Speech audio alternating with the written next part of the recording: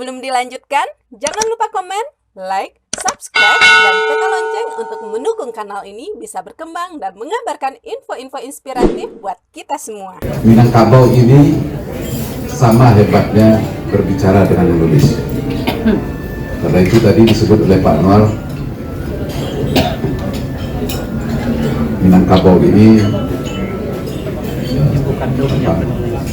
tempat gudangnya para penulis. Saya dan Pak Siril tadi, Pak Siril menyebutkan 600 tahun yang lalu itu sudah ada ditemukan di Kerinci tulisan yang berbahasa Minangkabau 600 tahun yang lalu, dan itu sudah dikonfirmasi di beberapa negara 600 tahun yang lalu. Jadi Minangkabau ini tidak hanya bisa berkabar, tapi juga pintar menulis. Dari tulisan itulah sebenarnya kita menjadi cerah, kita jadi berpengetahuan, kita memiliki input yang luar biasa.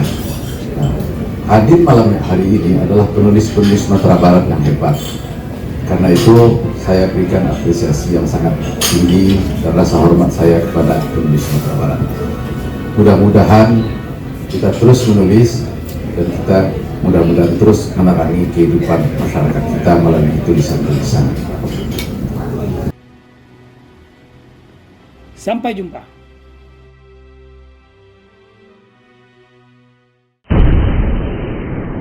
Sampai di sini dulu jumpa kita kali ini, dan tetap dukung channel ini sehingga kami bisa memberikan informasi-informasi yang inspiratif untuk kita semua.